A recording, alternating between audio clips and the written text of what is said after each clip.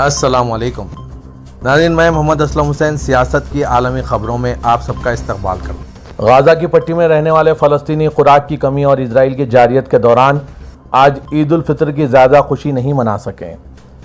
امریکی news agency associate press کے مطابق بہت سے لوگوں نے تباہ شدہ مساجد کے باہر عید کی نماز ادا کی۔ یہ خوشی کا دن ہے جب لوگ اکٹھے ہوتے ہیں اور شاپنگ کرتے ہیں، لیکن غازہ کی اکثریت مشکل سے مشکل زندگی گزار رہی ہے۔ ایک شہری عدل شاعر نے کہا کہ یہ غم سے بھری عید ہے، ہم نے اپنے پیاروں، بچوں اور اپنے مستقبل کو کھو دیا، ہم نے طلبہ، اسکول اور ادارے کھو دیے، ہم نے سب کچھ کھو دیا۔ انہوں نے روتے ہوئے بتایا کہ ان کے خاندان کے 20 افراد اسرائیلی حملوں میں مارے جا چکے ہیں، جن میں ان کے 4 بھتیجے بھی شامل ہیں جو چند روز پہلے ہلاک ہوئے۔ اسرائیل نے حماس کے ساتھ جنگ بندی کی خلاف ورزی کی اور جنگ دوبارہ شروع کر دی۔ اسرائیل کے حملوں میں سینکڑوں فلسطینی مارے جا چکے ہیں اور اسرائیل نے 4 ہفتوں سے خوراک، انسانی امداد اور تیل کی فراہمی بھی روک دی ہے۔ ایک اور شخص جس کا نام سعید ہے، انہوں نے کہا کہ یہاں ہلاکتیں، نقل مکانی، بھوک اور محاصرہ ہے۔ ہم بچوں کو خوش کرنے کے لیے عید کی نماز پڑھنے گئے، لیکن جہاں تک عید کی خوشی کا تعلق ہے تو کوئی عید نہیں ہے۔ غازہ کی وزارت صحت کے مطابق اسرائیل کے حملوں میں اب تک 50,000 افراد مارے جا چکے ہیں، جبکہ اسرائیل نے کوئی ثبوت دیے بغیر کہا ہے کہ اس نے 20,000 شدت پسندوں کو مارا ہے۔ نظر کہ پوری دنیا میں مسلمان عید الفطر منا رہے ہیں۔ آج سعودی عرب، خلیجی ممالک، فلسطین، غازہ میں بھی عید منائی گئی۔ کل ہندوستان، پاکستان، بنگلہ دیش اور دیگر ممالک میں عید منائی جائے گی، لیکن غازہ کی عید غم زدہ عید رہی، جہاں کسی کو کوئی خوشی نہیں تھی۔ سعودی عرب میں آج اتوار کو عید الفطر منائی گئی اور مسجد حرم اور مسجد نبوی میں نماز عید ادا کی گئی۔ گزشتہ شام مملکت میں عید کا چاند نظر آنے اور اتوار آج عید الفطر منانے کا اعلان کیا گیا تھا۔ آج اتوار کی صبح سعودی عرب کی مسجد حرم اور مسجد نبوی میں نماز عید کے بڑے اجتماعات منعقد ہوئے۔ فلسطین کی مسجد اقصی میں بھی نماز عید ادا کی گئی۔ آج اتوار ہی کو متحدہ عرب امارات، انڈونیشیا، قطر اور مالدیپ میں بھی عید الفطر منائی گئی۔ سعودی عرب سمیت کئی خلیجی ممالک میں آج عید الفطر منائی گئی۔ مسجد حرم اور مسجد نبوی میں عید کی نماز ادا کی گئی۔ مسجد نبوی میں عید الفطر کی نماز کے روح پرور مناظر دیکھے گئے۔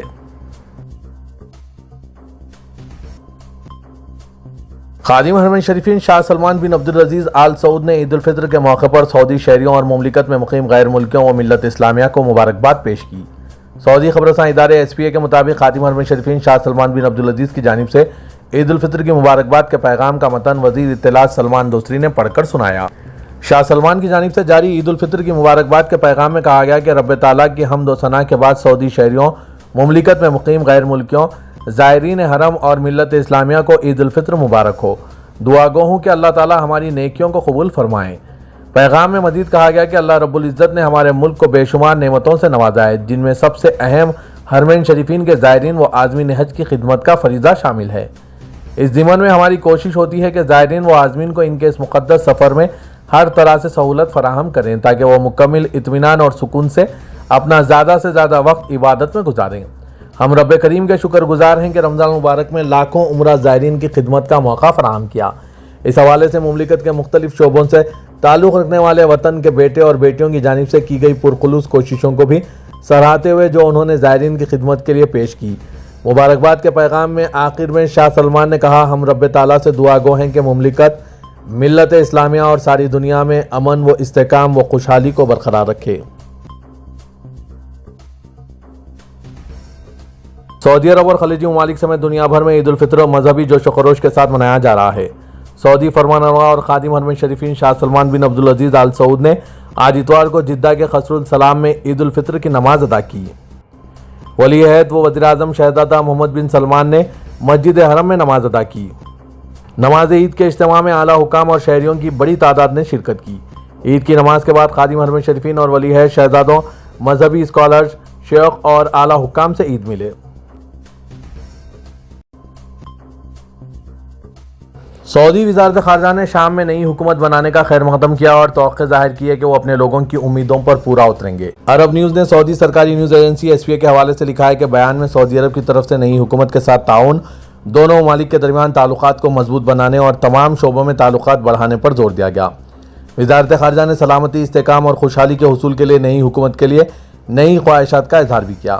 شام کے صدر احمد شرح نے ایک نئی عبوری حکومت کا اعلان کیا اور کابینہ میں 23 وزراء کا تقرر کیا۔ اس اقدام کو بشار الاسد کے خاندان کے دہائیوں سے قائم اقتدار کی منتقلی اور مغرب کے ساتھ شام کے تعلقات بہتر بنانے کے لیے ایک اہم سنگ میل کے طور پر دیکھا جا رہا ہے۔ سعودی ولی عہد شہزادہ محمد بن سلمان سے مکہ میں لبنان کے وزیر اعظم نواف سلام کی ملاقات ہوئی۔ عرب نیوز کے مطابق آج اتوار کو ہوئی ملاقات میں دونوں رہنماؤں نے عید الفطر کے موقع پر ایک دوسرے کو مبارکباد پیش کی اور خطہ اور لبنان کی صورتحال اور دو طرفہ باہمی تعلقات پر گفتگو کی۔ ملاقات میں سعودی وزیر دفاع شہزادہ خالد بن سلمان، وزیر خارجہ شہزادہ فیصل بن فرحان، وزیر مملکت اور قومی سلامتی کے مشیر بھی شامل تھے۔ لبنان کے وزیر اعظم کا کنگ عبدالعزیز انٹرنیشنل ایئرپورٹ پر مکہ ریجن کے ڈپٹی گورنر شہزادہ سعود بن مشال بن عبدالعزیز نے دیگر سینئر سعودی عہدیداروں کے ہمراہ استقبال کیا۔ سعودی ریلوے سار کا کہنا ہے کہ رمضان المبارک کا آپریشنل پلان کامیاب رہا۔ ہرمین ریلوے کے ذریعے ایک ماہ میں 12 لاکھ مسافروں کو منتقل کیا۔ سبق نیوز کے مطابق سعودی ریلوے کی جانب سے جاری بیان میں مزید کہا گیا کہ رمضان المبارک میں مکہ مکرمہ سے مدینہ منورہ براہ راست جدہ مسافروں کی آمد و رفت کے لیے جاری کیا گیا منصوبہ کامیاب رہا۔ گزشتہ سال کے مقابلے میں اس سال مسافروں کی تعداد میں 21% اضافہ ہوا۔ رواں ماہ رمضان المبارک میں مدینہ منورہ سے مکہ مکرمہ کے لیے روزانہ 40,000 افراد کو سفر کی سہولت فراہم کی گئی۔